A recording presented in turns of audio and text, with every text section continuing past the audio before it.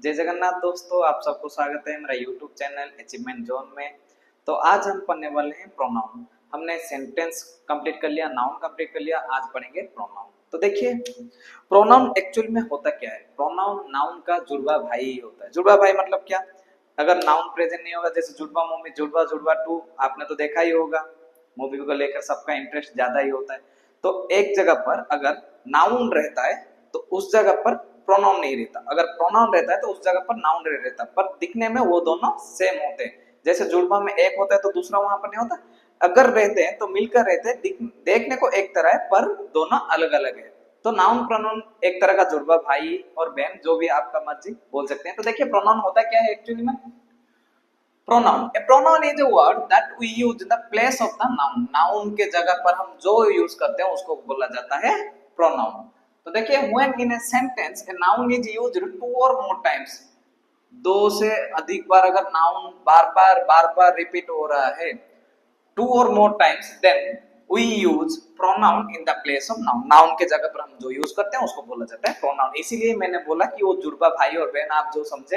अगर लड़की है तो जुड़वा बहन समझ लीजिए, और लड़के हैं तो जुड़वा भाई समझ लीजिए। When in a sentence noun is used two or more times, then we use pronoun in the place of noun. Noun को हम यूज करते हैं, प्रोनाउन को हम यूज करते हैं नाउन के प्लेस पर, क्योंकि बार बार रिपीट होता है तो वो क्या करता है, इरिटेट करता है। तो उसको जो रिपीटेशन को अवॉइड करने के लिए हम यूज करते हैं प्रोनाउन। जैसे कि एग्जांपल हम देख सकते हैं, Amit is very good boy. Amit बहुत अच्छा बच्चा है। अमित इज वेरी इंटेलिजेंट, वो इंटेलिजेंट भी है। अमित अमित दो बार पढ़ने से वो इरिटेशन टाइप का फील, अमित अमित अमित कितना बार बोलेंगे। अगर सेंटेंस में अमित के बारे में पैराग्राफ लिखा हो गया हो तो बार बार अमित आएगा, जो कि सुनने के लिए, पढ़ने के लिए वो बोलते ना इरिटेटिंग फील होगा, नर्वसनेस फील होगा। तो उसके जगह पर क्या लेगा, Amit is very good boy, he is very intelligent, he is very intelligent. वैसे ही Pooja is a girl, Pooja is very beautiful. Pooja एक गर्ल है और ब्यूटीफुल है, सब गर्ल ब्यूटीफुल ही होते हैं। तो देखिए, पूजा इज ए गर्ल, मन में नहीं लेना। अगर लड़की हो तो मन में लीजिए, लड़के हो तो मन में नहीं लेना कि सब गर्ल अच्छी होती है और सुंदर होती है, और जाकर समझ सकते हैं आप लोग। तो Pooja is a girl, Pooja is very beautiful, Pooja बहुत ब्यूटीफुल है। Pooja is a girl, she is very beautiful. Pooja की जगह पर हमने क्या यूज किया, सी यूज किया। तो इसे बोला जाता है प्रोनाउन। ही, सी, ये सबको लेकर ही प्रोनाउन बोला जाएगा। आगे आगे देखेंगे प्रोनाउन का क्या क्या एलिमेंट्स भी होते हैं। तो थोड़ा प्रोनाउन के बारे में और कुछ information. Noun equivalent to pronoun, noun equivalent to pronoun मतलब noun equal to pronoun. Pronoun जो है नाउन है, नाउन जो है प्रोनाउन है। नंबर, जेंडर और पर्सन। अगर नंबर, जेंडर, पर्सन, नंबर जैसे कि दो तीन हो तो उई लिख सकते हैं हम, दे, उई, ये सब। जेंडर, अगर यहाँ पर अमित था तो वो मेल था, ही हो गया तो वो भी मेल ही रहेगा। पूजा फीमेल था, सी हो गया तो वो भी फीमेल ही रहेगी। पर्सन, पर्सन तो सेम रहेगा। अमित यहाँ पर ही होने से अमित पूजा नहीं हो जाएगा, पूजा अमित नहीं हो जाएगा, तो पूजा की जगह पर सी रहेगा, अमित की जगह पर ही रहेगा। उसके बाद क्या है, the pronoun should not be mentioned until its antecedent. Antecedent कैसे बोला जाता है, नाउन को उसका एंसीडेंट बोला जाता है, जैसे कि पाप। तो प्रोनाउन कब यूज होगा, जब तक नाउन नहीं आएगा तब तक प्रोनाउन नहीं आएगा। जब तक हीरो नहीं आएगा मूवी स्टार्ट ही नहीं होगा। तो हीरो को पहले एंट्री लेना ही पड़ेगा। तो पहले नाउन को आना पड़ेगा, नाउन के बाद ही हम प्रोनाउन को यूज कर सकते हैं। तो ये था प्रोनाउन का कुछ इंट्रोडक्शन। अभी देखेंगे टाइप। तो आई का प्लूरल फॉर्म होगा वी, माई का आवर, माइन का आवर्स। तो वैसे होता है सेकंड पर्सन। सेकंड पर्सन में होता है यू, योर, योर्स। यू का प्लूरल फॉर्म यू ही रहेगा, योर का योर ही रहेगा, योर योर्स, योर्स का योर्स ही रहेगा। टू हुम वी स्पीक, एक जो बात करता है, जिससे हम बात करते हैं। और थर्ड पर्सन होता है ही, सी, इट, उसका प्लूरल फॉर्म होगा दे, ही का दे, सी का दे। हुम अबाउट वी स्पीक, जिसके बारे में बात कर रहे हैं। फर्स्ट पर्सन कौन होता है, जो कहता है या कुछ करता है, जो स्पीकर, जो कि उस पूरा सेंटेंस का सब्जेक्ट होता है, उसको बोलते हैं फर्स्ट पर्सन। सेकंड पर्सन जिसको हम बोलते हैं, या सेकंड पर्सन जिसके ऊपर कोई काम होता है।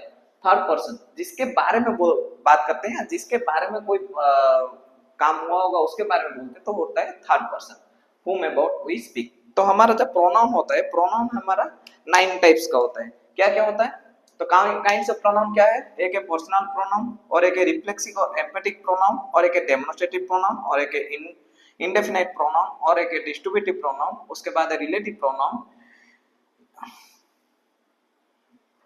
इंटरोगेटिव, सॉरी ये गलत हो गया, interrogative pronoun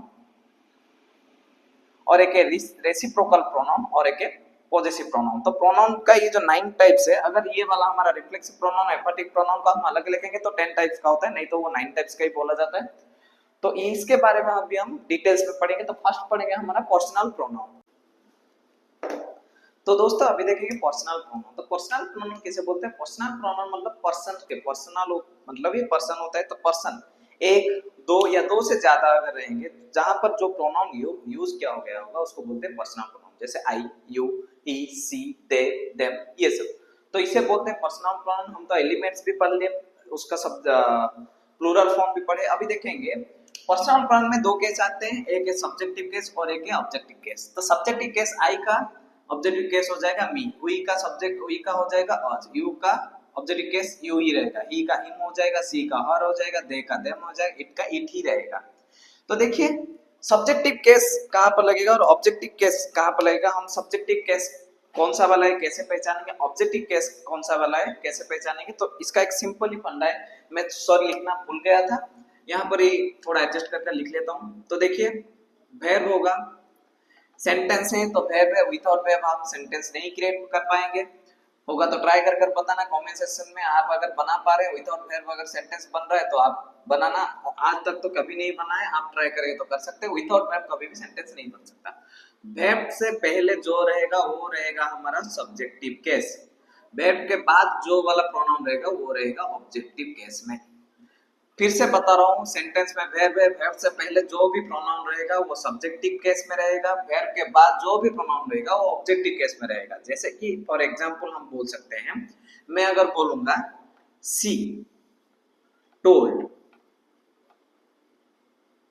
I a story, तो यहां पर देखिए टोल्ड जो है हमारा क्या है, टोल्ड है, टोल्ड हमारा वर्ब है। तो टोल्ड अगर हमारा वर्ब है तो ये वर्ब है, वर्ब से पहले जो रहेगा सब्जेक्टिव केस रहेगा, सी सब्जेक्टिव केस है, हाँ सी सब्जेक्टिव केस है, तो सी का सब्जेक्टिव केस सी ही रहेगा, तो ये करेक्ट है। पर टोल्ड के बाद जो टोल्ड वर्ब है, वर्ब के बाद जो भी रहेगा वो ऑब्जेक्टिव केस रहेगा। कौन सा वाला केस रहेगा? ऑब्जेक्टिव। आई ऑब्जेक्टिव केस है? नहीं, आई का ऑब्जेक्टिव केस होगा मी, तो इसका करेक्ट फॉर्म होगा सी टोल्ड मी ए स्टोरी। तो यहीं पर से ये एरर आता है पर्सनल प्रोनाउन का, इसी में से ही एरर ज्यादातर पूछता है। और एक एग्जांपल अगर हम देखेंगे, ही लाइक्स सी, तो देखिए लाइक्स जो है वो वर्ब है, वर्ब से पहले जो रहेगा सब्जेक्टिव केस रहेगा, वर्ब के बाद रहेगा ऑब्जेक्टिव। वर्ब से पहले सब्जेक्टिव केस है तो हाँ ही करेक्ट है। तो लाइक्स है, वर्ब के बाद रहेगा वो सी जो लिखा गया है वो ऑब्जेक्टिव केस में रहेगा, सी का ऑब्जेक्टिव केस क्या है? हाँ, तो ये वाला करेक्ट है, ये रॉन्ग है। वैसे there is no problem between C and I, problem जो है हमारा वर्ब है, वर्ब के बाद जो भी रहेगा वो ऑब्जेक्टिव केस में रहेगा, सी है तो हर बन जाएगा, आई है तो मी बन जाएगा। तो आपको ये सब्जेक्टिव ऑब्जेक्टिव केस याद रखना पड़ेगा। वर्ब से पहले जो भी आता है, जो भी प्रोनाउन आता है वो सब्जेक्टिव केस में आता है, वर्ब के बाद जो प्रोनाउन आता है वो ऑब्जेक्टिव केस में आता है। ये था पर्सनल प्रोनाउन का हमारा एक रूल। अभी देखेंगे सेकेंड रूल पर्सनल प्रोनाउन का। तो सेकेंड रूल में हमें क्या बोला गया है? If three pronouns are there, कितना प्रोनाउंस? थ्री प्रोनाउंस, तीन प्रोनाउंस है, जैसे I you me, I you he, I you she, I you they, तो ऐसे तीन रहेगा। तो if three pronouns are used together in same sentence, एक ही सेंटेंस में तीन प्रोनाउन अगर यूज किया होगा, they are arranged in the 2 3 1 order. अगर नॉर्मल सेंटेंस है तो ऑर्डर कैसा रहेगा? सेकंड पर्सन, ये टू मतलब सेकंड है, सेकंड पर्सन, थ्री मतलब थर्ड पर्सन, उसके बाद फर्स्ट पर्सन। तो यहाँ पर जैसे दिया गया I you and he must help the poor, यहाँ पर एक नॉर्मल सेंटेंस है, तो यहाँ पर आई है जो है वो फर्स्ट है, ये सेकंड है, ये थर्ड है, क्योंकि हमने पहले ही बता दिया है elements first person, second person, third person. तो ये फर्स्ट है, ये सेकंड है, थर्ड है, पर हमें अरेंज करना है सेकंड थर्ड फर्स्ट में, तो 2 3 1 ऐसे याद रख लेना। तो रहेगा 2, यू आ जाएगा, उसके बाद 3 आ जाएगा, ही, आई लाएगा लास्ट को, you he and I most help the poor, तो ये होगा करेक्ट, ये रॉन्ग फॉर्म में है। उसके बाद देखिए इसी रूल का और एक form, when three pronouns are used, इसमें भी थ्री प्रोनाउंस यूज हो गए, are used together in the same sentence and the sentence conveys, मतलब सेंटेंस का जो कुछ भी सेंस दे रहा होगा, conveys the sense of guilty or flow, मतलब यहाँ पर आप गिल्टी फील कर रहे हैं, मतलब कुछ भी खराब चीज हुआ है जहां पर गिल्टी फील करे, कुछ नुकसानदायक हुआ होगा, they should be arranged in 1 2 3 form. तो 1 2 3 फॉर्म क्या है, ये 2 फॉर्म है, ये 3 है, ये 1 है। तो आप इससे ऐसे याद रख सकते हैं, बचपन से हमें सिखाया गया होगा, अच्छे काम किया है तो किसी को मत बताना, अगर बुरा काम किया मतलब कुछ करे हो तो पहले आकर बोल देना। तो वैसे ही यहाँ पर आज याद कर सकते हैं कि अगर अच्छा काम है, मतलब नॉर्मल सेंटेंस, आप पीछे रहेंगे, फर्स्ट सेकंड रहेगा, उसके बाद थर्ड, उसके बाद आप आएंगे। अगर कुछ गिल्टी क्या होगा, कुछ खराब क्या होगा, तो पहले आप रहेंगे, उसके बाद सेकंड को रखेंगे, उसके बाद थर्ड को रखेंगे, ऐसे कर कर याद कर सकते हैं। तो यहाँ पर रहेगा I you and he are to blame, तो ये करेक्ट है, ये रॉन्ग है। तो ये था पर्सनल प्रोनाउन हमारा। तो दोस्तों अभी देखते हैं रिफ्लेक्सिव प्रोनाउन। रिफ्लेक्सिव मतलब तो आप रिफ्लेक्ट होता है, जान सकते हैं, रिफ्लेक्सिव, रिफ्लेक्ट, जैसे मिरर होगा, लाइट आएगा तो रिफ्लेक्शन बोलते हैं उसको। तो वही रिफ्लेक्ट को लेकर ही हमारा बनाया गया है रिफ्लेक्सिव प्रोनाउन। रिफ्लेक्सिव प्रोनाउन किसे बोला जाता है, पहले उसका एलिमेंट देख लेते हैं, myself, yourself, ourselves, himself, herself, ourselves, ourself एक होगा, आवर सेल्फ्स ये दो बार रिपीट हो गए, ourself, yourself, yourselves, sorry ठीक था, आवर सेल्फ एक होगा, themselves, oneself, itself, इस ये सब इसका एलिमेंट है एक्सेट्रा, और बहुत सारे। व्हेन द एक्शन, जो एक काम होता है, action done by the subject, subject के थ्रू एक काम हो रहा है, reflect back upon the subject, वही सब्जेक्ट के ऊपर वो काम रिफ्लेक्ट हो रहा है, एक काम आप कर रहे हैं आपके ऊपर ही रिफ्लेक्ट होता है, रिफ्लेक्ट बैक, सॉरी ये रिपीट हो गया, subject reflect back upon the subject, self and selves is added to the pronoun. तो सेल्फ कहां पर लगेगा, अगर सिंगुलर दिखाई दे रहा है तो सेल्फ, अगर प्लूरल दिखाई दे रहा है तो सेल्फ्स, ये सिंगुलर के लिए और ये प्लूरल के लिए,